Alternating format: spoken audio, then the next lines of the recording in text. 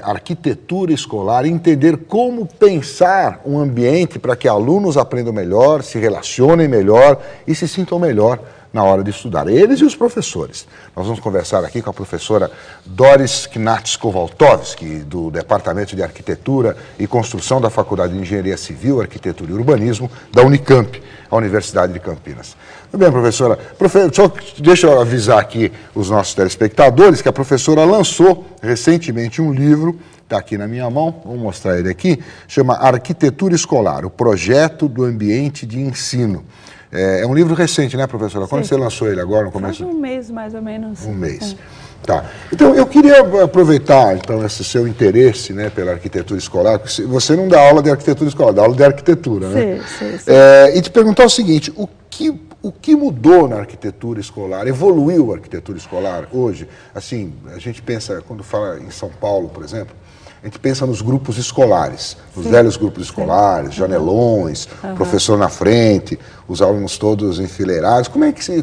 O que evoluiu a partir daí? Bem, eu diria que a gente ainda faz isso muito. Ainda fazemos isso, né? A gente ainda constrói prédios com a mesma base razoavelmente tradicional. Quando a gente vê os prédios hoje administradas pela FDE, por exemplo, elas ainda têm essas salas de aula de 7 metros por 7 metros, para mais ou menos 30 alunos, com o professor na frente, e bastante questões tradicionais. E essa talvez seja uma razão, a razão disso é que a escola pública, ela precisa atender grandes números de alunos e para poder atender esses volumes de necessidades, a questão tradicional é mais fácil. Agora, quando a gente olha na literatura sobre a arquitetura escolar, mudou muita coisa. Primeiro, temos muitos dados que demonstram que o ambiente influencia, de alguma maneira, como as pessoas atuam, se elas são mais produtivas ou não, e isso numa escola, com certeza, também influencia no aprendizado das crianças. Então, a gente já tem muita pesquisa sobre isso, que demonstra essa relação entre o conforto do ambiente, ou a percepção do ambiente e como é que as pessoas reagem. E o que é mais importante nessa percepção do ambiente para alguém que está estudando? É a luz, é o formato do ambiente, é a forma como ele se relaciona a combinação desses elementos todos. Obviamente, a primeira coisa é que ele tem que dar conforto para as pessoas. Se eles se sentem mal lá, muito quente ou muito frio, obviamente isso vai prejudicar. Até a questão da temperatura, tem que se pensar nisso. Sim. A segunda coisa, obviamente, a luz, porque a educação funciona através da leitura, da escrita, e aí... Exige luz. Exige luz, e a visão precisa disso. E a terceira é a acústica. E isso é um problema grave. Na maioria das escolas ainda não resolvemos as questões de acústica. Se a criança não escuta corretamente o que está sendo ensinado, ele vai ter prejuízos no aprendizado dele. E essas escolas que a gente conhece mais, elas, em geral, têm uma arquitetura que a gente poderia chamar dura, muito concreto, muito robusta, para ela aguentar os trancos dessa criançada, cheia de energia, etc. Então, se usa muitos materiais de concreto e de piso duro e de teto duro. E alto. E aí a reverberação desse som e 30 crianças gritando e coisa do gênero, você pode imaginar o que acontece. Então isso ainda é um problema que a gente não resolveu. E qual seria o ideal? Seria teto mais baixo ou a questão se resolve com materiais? Bem, em primeiro lugar eu diria que são as atividades também. Grupos menores já ajudam. O ambiente em si pode ter um teto acústico. Em muitos países, as salas de aula têm um tipo de carpete ou tapete que também absorve som. No Brasil, a gente ainda tem preconceitos contra isso, talvez porque a gente também não tem todos os materiais iguais e o clima O clima ajuda também, né? O clima, num certo sentido, requer umas coisas mais frias, um chão frio, etc. Então, com essas condições de construção, a gente cria problemas acústicos, não? Que mais? E a funcionalidade também. Por exemplo, você criar espaços que podem acomodar uma variedade de atividades, que o professor tenha um leque de possibilidades de diversificar nas atividades educacionais. Isso requer, em geral, um pouquinho mais do espaço do que uma sala tradicional que fica tudo sempre igual, não? Então, são vários fatores que influenciam no conforto. Aí então, vamos dizer, muito bem, os prédios mais antigos, eles eram um pouco solenes também para dar à escola, naquele início de implantação, para dar para o aluno uma sensação de segurança naquele, era um prédio seguro, era mais solene, era mais pesado e tal. Quer dizer, isso hoje não se requer mais, não tem mais essa questão da solenidade do prédio. Essa monumentalidade, vamos dizer, de demonstrar o valor da instituição, escola, num certo sentido eu acho bonito, eu não sou contra, eu acho que a instituição escola, ela demanda um certo respeito, merece um certo respeito. Mas isso não precisa ser sempre traduzido em monumentos. Claro. Isso pode ser traduzido em um espaço, uma edificação que atrai, que as pessoas valorizam, que as pessoas lembram na sua memória, olha, esse lugar era muito legal. Na vida toda você tem essa... Você acaba levando, né, para a vida inteira as escolas da infância. Né? Exatamente. Então, eu acho que o prédio escolar ele tem que falar essas coisas para essas crianças. E ele tem que se colocar na memória dessa criança em alguma coisa positiva, que ela leva, então, para a vida toda. Obviamente, isso não é só o ambiente em si, ou as coisas físicas, tem muito a ver com as pessoas, com as atividades que ele tiver. Então, você acha que a escola deve ser planejada, cada escola deve ser planejada com o seu objetivo? Você acha que cada uma deve ser planejada isoladamente? Eu acho que ela tem que ter a sua assinatura. Ela não pode ser todas iguais, porque as pessoas se sentem relacionadas. Essa é minha escola, não? E você tem uma certa um apego, alguma coisa que tenha uma assinatura mais específica. Se estava tudo igual, aí o mundo é tudo igual e aí a monotonia se instala. Então, compreendo. E aqui no seu livro você procurou colocar essas suas ideias? Aí, o que a gente encontra aqui quando então, a gente a ideia lê esse desse livro é de falar um pouco sobre pedagogia, das linhas atuais das grandes pedagogias, então o Piaget, o Montessori, Waldorf, etc.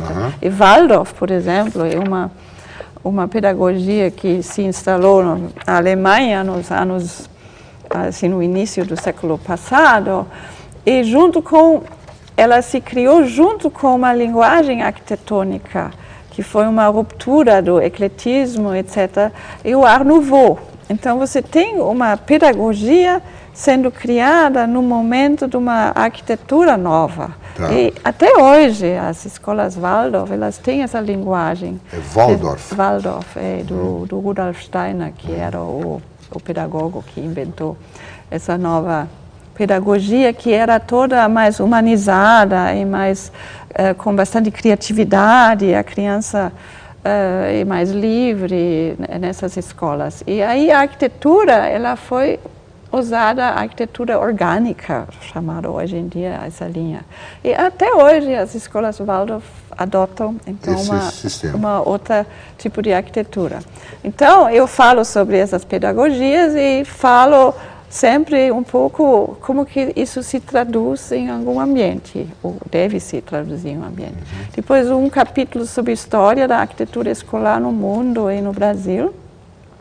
E aí chego às escolas dos céus, por exemplo. Os céus, os brisolões do Rio, que são uma característica, são característicos, né? Que a gente tem esses hábitos de cada político ser reconhecido com a obra dele através de uma assinatura de um tipo de escola, não? Isso é muito comum nas nossas cidades.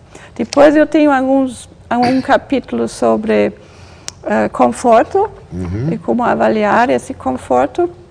E depois tem um capítulo sobre conceitos que realmente ajuda, por exemplo, o aluno de arquitetura a projetar escolas, porque tem vários parâmetros que a gente gostaria que as escolas tivessem introduzidas nos seus espaços, que alguns parâmetros eu tirei de um livro que ele foi lançado em 2002, e outros parâmetros que são mais nossos aqui, que a gente precisa pensar como resolver alguns problemas particulares brasileiros. E aí, no fim, eu falo sobre como adotar um processo de projeto que nos leve a, talvez, projetar escolas um pouco mais próximos aos conceitos que a gente gostaria que tivessem dentro desses ambientes. E a ideia do processo é que a gente deveria envolver as pessoas que vão, no futuro, usar um prédio, participação dos alunos, dos professores, dos funcionários, dentro do processo de projeto. Isso é possível? Você já fez algum trabalho desse jeito? Porque isso que você está falando é uma coisa meio ideal, né? Sim.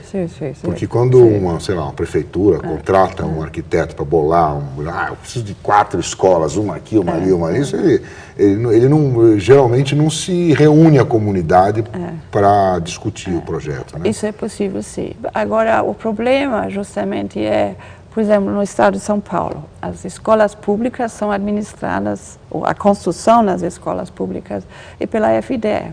E a FDE, ela faz um trabalho muito bom, porque ela tem muita experiência nessa empreitada dela. E ela tem uma necessidade, uma velocidade de produzir esses prédios assim, quase malucas, não? Porque a gente precisa ainda correr atrás de muitos atrasos. E nessas condições é difícil você adotar uma escola com assinatura, pensar... É difícil, e realmente eu concordo, numa hora dessas não é fácil. Mas mesmo assim dá para usar esses conceitos nessas escolas mais padronizadas, vamos chamar assim, mais padronizadas.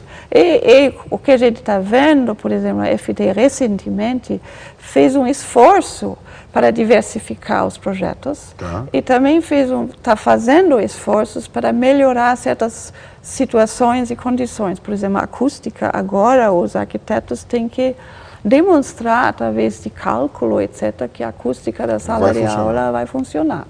A mesma coisa com conforto térmico e sustentabilidade também. Então, a gente tem avanços nesses processos de projeto.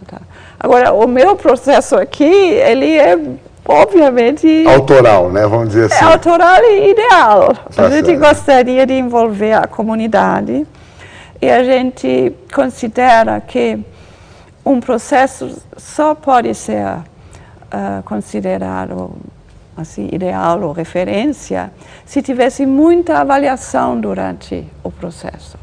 Você não cria e aí acha que a coisa vai funcionar. Pronto e acabou. Você tem que checar as coisas. E submeter isso. Você tem que analisar, refletir, modificar e de novo, e no fim você tem que avaliar a sua obra. Eu sempre falo, o arquiteto tem que voltar para o lugar do crime dele. Então, ele deveria voltar e fazer uma avaliação pós-ocupação a fundo para ver se realmente está funcionando. E se não está funcionando, para fazer alguns ajustes e trazer esse conhecimento para o próximo projeto dele, para ele não cometer os mesmos erros de novo. Equívocos, né? Tá certo. Então, esse é o tipo de processo que a gente gostaria que fosse adotado pelas comunidades. Agora, como eu falei, eu conversei sobre isso com o pessoal da FDE, e aí tem algumas questões de ética. Se você abre, de repente, para a comunidade participar, provavelmente essa comunidade vai ter uma expectativa muito grande. Não? Eu vou ganhar aqui uma coisa maravilhosa, e que não é possível com recursos escassos, etc.